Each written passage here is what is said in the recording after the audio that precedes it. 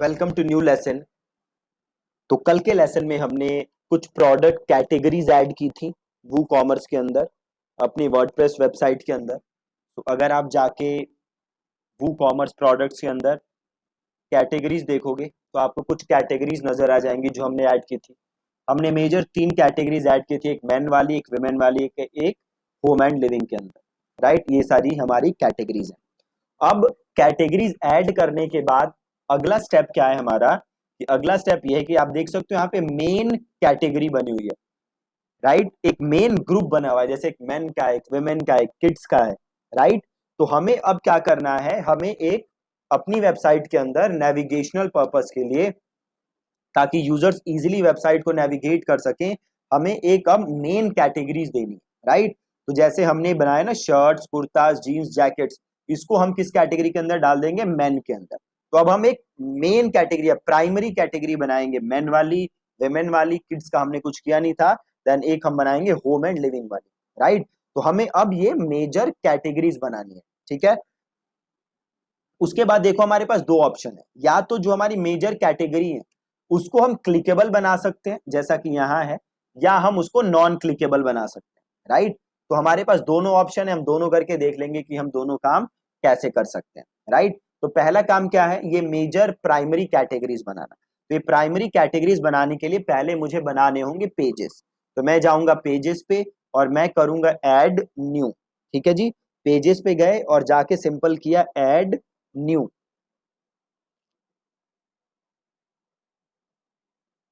और यहां पे मैंने लिख दिया मेन, और इसको कर दिया मैंने पब्लिश। ठीक है, सिंपल। और देन मैंने किया अगेन ऐड न्यू,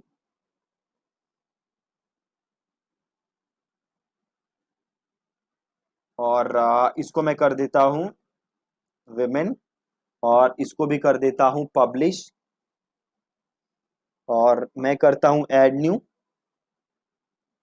फिर से एक नया करते हैं, और वो कौन सा करेंगे, वो करेंगे होम एंड लिविंग।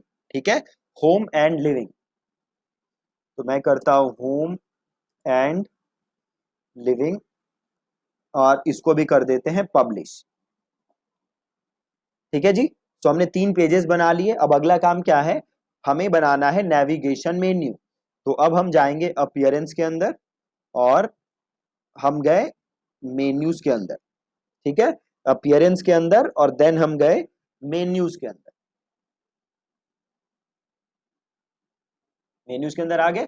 अब हम पहला मेन्यू क्रिएट करेंगे, इसका हम नाम दे देते हैं हेडर मेन्यू, और इसको कर देते हैं हम क्रिएट। सिंपल हेडर मेन्यू हमने नाम दिया, और इसको हमने कर दिया क्रिएट। और जो भी हमने पेजेस बनाए थे, home and living, women, main, ये तीनों पेजेस उठा के मैंने कर दिया ऐड टू मेन्यू। बहुत ही सिंपल। और इसको थोड़ा शफल कर देते हैं, मैन, विमेन, और होम एंड लिविंग, और इसको कर देते हैं मेन, और इसको कर देते हैं सेव मेन्यू। और अपनी वेबसाइट पे आइए और यहाँ पे आके रिफ्रेश करिए।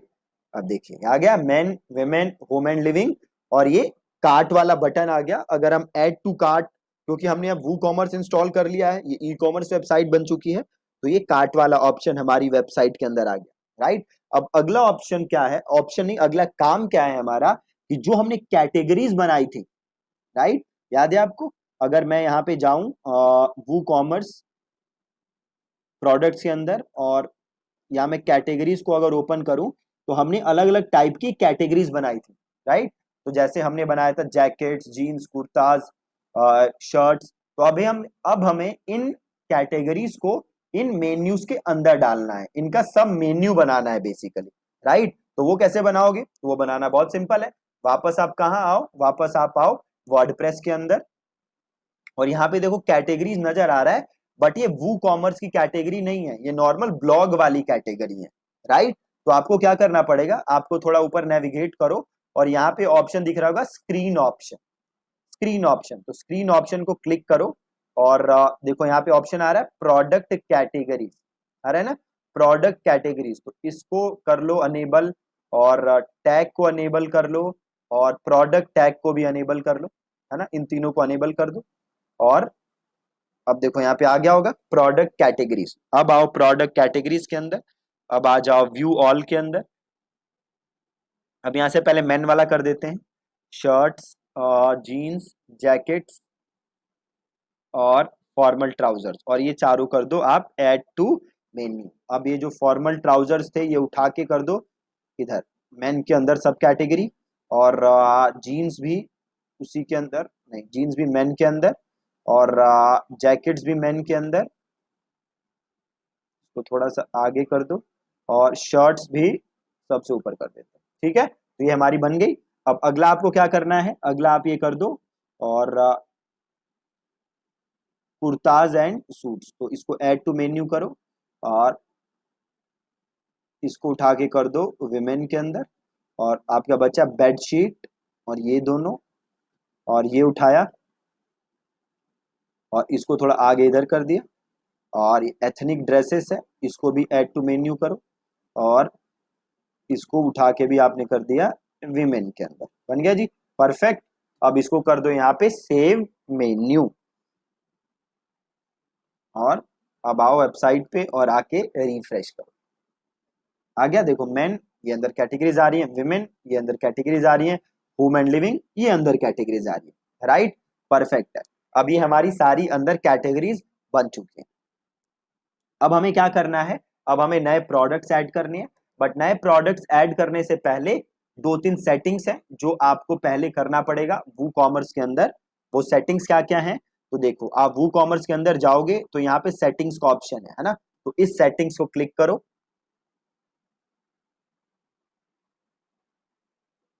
और जैसे आप इस सेटिंग के अंदर आओगे तो सबसे पहले तो देखो आपको एड्रेस वगैरह दिख रहा है, राइट, तो आपको ये चेक कर लेना है कि ये जो मेन जो एड्रेसेस डले हुए हैं क्या ये सही है कि नहीं। अगर आप इन एड्रेसेस को चेंज करना चाहते हो, ये एड्रेसेस हमने तब डाले थे जब हम सेटअप कर रहे थे, तो अगर आप इनको चेंज करना चाहते हो तो आप इसे चेंज कर सकते हो, कोई प्रॉब्लम की बात नहीं है ना। तो क्या लोकेशन, अब देखो यहाँ पे एक सेलिंग लोकेशन है, सेलिंग लोकेशन इज आप किस किस कंट्री में बेच रहे हो, ठीक है, आप किस किस कंट्री के अंदर बेच रहे हो।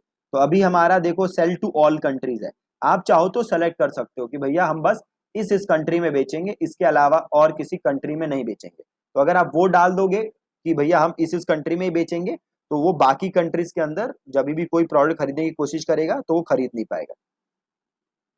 शिपिंग लोकेशन, आप कहाँ कहाँ शिप करते हो, है ना, वो यहाँ से आप सेलेक्ट कर सकते हो।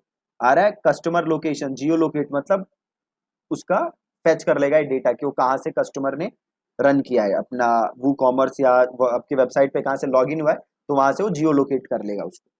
करेंसी आपकी डली हुई है इंडियन रुपी जो भी है, आप यहाँ से देख सकते हो, और अगर आपको कुछ चेंज करना है तो आप चेंज करके सेव चेंजेस कर सकते हो।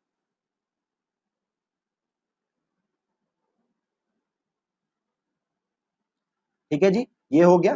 देन अगला ऑप्शन है टैक्स का, है ना, अगर आप टैक्स चार्ज कर रहे हो, राइट, जो भी आप प्रोडक्ट बेच रहे हो, तो अगर आप उस पर टैक्स चार्ज कर रहे हो, एक बार वापस हम जनरल पे आते हैं।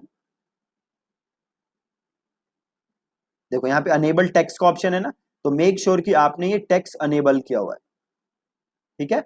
और अगर आप कूपन यूज करोगे तो यहाँ से कूपन भी आपको अनेबल कर देना है, ठीक है। और अब हम वापस आते हैं टैक्स के अंदर।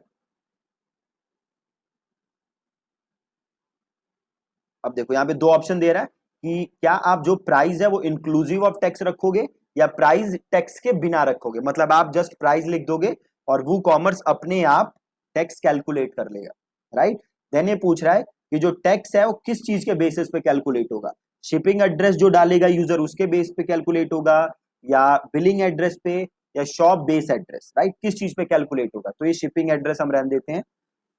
देन ये पूछ रहा है शिपिंग टैक्स क्लास, कि जो शिप आप करोगे वो कैसे टैक्स लगाओगे, तो बेस्ड ऑन कार्ट आइटम, तो जो जो प्रोडक्ट उसने कार्ट में ऐड किए हैं उसके बेस पे लगाओगे, या स्टैंडर्ड रेट, जैसे आप एक स्टैंडर्ड टैक्स रेट लगा दोगे 10%, 20%, जो भी टैक्स है आप वो लगाओगे, या रिड्यूस रेट, या कोई रिड्यूस रेट आपको लगाना है, कम करके लगाना है, या जीरो रेट, आपको जीरो टैक्स लगाना है, तो हम ले लेंगे स्टैंडर्ड रेट। अभी इंडिया में जो है जीएसटी है ना, वो 18% जीएसटी है, सीजीएसटी और आईजीएसटी के बीच में, है ना, 9% करके जो लगता है। आप अपने एक बार टैक्स कंसल्टेंट से राय ले सकते हो कि एग्जैक्ट कैसे रेट उन्हें लगाना है, राइट। हम यहाँ पे जीएसटी सिंपल 18% लेके चलते हैं। तो मैं यहाँ पे स्टैंडर्ड ले लेता हूँ, ठीक है। देन ये पूछ रहा है कि प्राइजेस को कैसे दिखाना है, टैक्स के बिना दिखाना है या इंक्लूडिंग टैक्स दिखाना है। तो मैं यहाँ पे एक्सक्लूडिंग टैक्स ले लेता हूँ।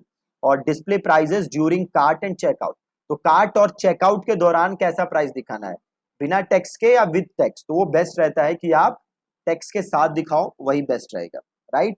और इसको आप कर दो यहाँ से सेव चेंजेस। मैंने पूछा डिस्प्ले टैक्स कैसे दिखाना है, आइटम वाइज दिखाना है या एज अ सिंगल टोटल दिखाना है। तो इसको आप कर दो सिंगल टोटल, राइट, कि जो भी टोटल प्राइस है उसका एक टैक्स बन के आ जाएगा। और देन देखो यहाँ पे एक ऑप्शन है स्टैंडर्ड रेट, है ना। तो यहाँ से आप क्या कर सकते हो, जो भी आपका टैक्स रेट है वो टैक्स रेट यहाँ से आप एंटर कर सकते हो। तो आप देख सकते हो यहाँ पे अब आप टैक्स के अंदर आप अलग अलग टैक्सेस ऐड कर सकते हो, कंट्री कोड डाल सकते हो, स्टेट कोड डाल सकते हो, टैक्स लिख सकते हो, जो भी रेट है। तो अब आपको यहाँ पे एक सिंपल सा काम करना है। वू कॉमर्स की एक फाइल है जिसे कि हम यहाँ पे इंपोर्ट करेंगे और उस फाइल की हेल्प से अपने आप सारे टैक्सेस यहाँ पे आ जाएंगे। तो आपको सिंपल आके गूगल पे सर्च करना है GST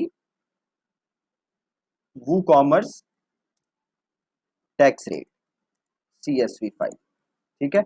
आप सिंपल ये सर्च मार दो और आपको यहाँ से वो फाइल मिल जाएगी। जैसे ये सबसे ऊपर लिंक आ रहा है, मैं लिंक नीचे डाल दूंगा तो आप ये वहां से ले सकते हो। तो यहाँ से मैं ये फाइल डाउनलोड कर लेता हूँ, राइट। ये एक्सेल फाइल डाउनलोड हो चुकी है, मैं इसका लिंक दे दूंगा आपको, तो आप वहां से ये फाइल यूज कर सकते हो। तो अब यहाँ पे ऑप्शन आ गया इंसर्ट रो, है ना। और यहाँ पे देखो ऑप्शन है इम्पोर्ट CSV। तो मैं सिंपल क्लिक करता हूँ इम्पोर्ट CSV और इसको मैं यहाँ से लीव करता हूँ। और ये कह रहा है फाइल चूज करने के लिए, तो मैं यहाँ से फाइल चूज करता हूँ और मैं सिंपल जाता हूँ डाउनलोड के अंदर और यहाँ से मैं ये यहाँ पे डाल देता हूँ सिंपल, और अपलोड फाइल एंड इंपोर्ट, ठीक है। आ गया यहाँ पे आके देख लो व्यू टैक्स रेट, ठीक है जी। अब अगर आप स्टैंडर्ड रेट्स पे आओगे तो देखो यहाँ पे आ रहा है, और ये जो कंपाउंड है इसको आपको अनचेक कर देना है, राइट। इसको आपको चेक नहीं रखना, इसको आपको अनचेक कर देना है और आपको नीचे आना है और आपको सिंपल कर देना है सेव चेंजेस, राइट। अब यहाँ देखो आप अलग अलग GST रेट लिखे हुए हैं, 12%, 6%, है ना। स्टेट कोड वाइज रेट लिखे हुए हैं। तो अगर रेट चेंज करना है, अगर रेट है 18%, तो आप यहाँ पे इस रेट को चेंज करके 18 कर सकते हो, है ना। अभी यहाँ पे 12 लिखा हुआ है, तो ये रेट्स को आप अपने हिसाब से चेंज कर सकते हो। अगर आपको 18 करना है तो आप इसको 18 कर दो, राइट। तो आप यहाँ से सिंपल जाके रेट्स यहाँ से चेंज कर सकते हो और यहाँ से आप इसको कर दो सेव चेंजेस। एक बार आप अपने टैक्स कंसल्टेंट से राय ले लेना कि क्या टैक्स रेट्स हैं जो भी आप प्रोडक्ट बेच रहे हो। और ये जो फाइल है इसका लिंक मैं इसी वीडियो के नीचे डाल दूंगा, तो आप वहां से इस फाइल को डाउनलोड कर सकते हो। और ये हमारे टैक्स के रेट हमने सारे यहाँ पे डाल दिए, राइट। तो बहुत ही सिंपल था, इसको कैंसिल करते हैं, पहले इसको एक बार सेव कर लेते हैं। सेव हो चुका है,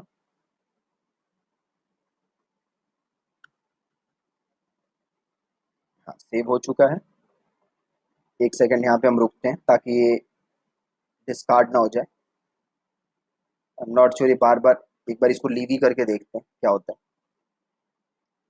अगर हट गया तो हमें दोबारा डालना पड़ेगा। तो एक बार वापस जाते हैं टेक्स्ट के अंदर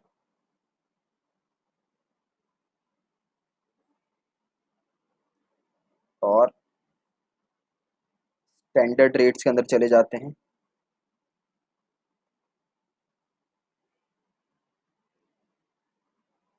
हाँ ये रेट यहाँ से चेंज नहीं हुए थे, ठीक है। तो आप वहां से अगेन रेट्स को चेंज कर सकते हैं, ठीक है जी। ये स्टेट वाइज कोड है, एक बार आप अपने CA से जरूर कंसल्ट कर लेना, उनसे पूछ लेना कि टैक्सेस कैसे लगाने हैं, राइट। अगर ये 18% है तो आप सारे रेट्स यहाँ से चेंज कर सकते हो, ठीक है। तो सिंपल आज के लेसन में हमने और कुछ मेन्यू बनाए अपने, और हमने जो भी टैक्स की सेटिंग थी वो सेटिंग की है। अब कल के लेसन से हम अपने प्रोडक्ट डालना स्टार्ट करेंगे वेबसाइट के ऊपर, देन हम देखेंगे कि वो प्रोडक्ट कैसे हमारे दिखने स्टार्ट हो रहे हैं। प्लस हम वेबसाइट को अपने हिसाब से कस्टमाइज भी करेंगे, ठीक है। प्लस ये जो शिपिंग की सेटिंग है हम वो शिपिंग की सेटिंग भी कर लेंगे, जो भी हम शिपिंग रेट चार्ज कर रहे हैं, ठीक है जी। Thank you so much for watching.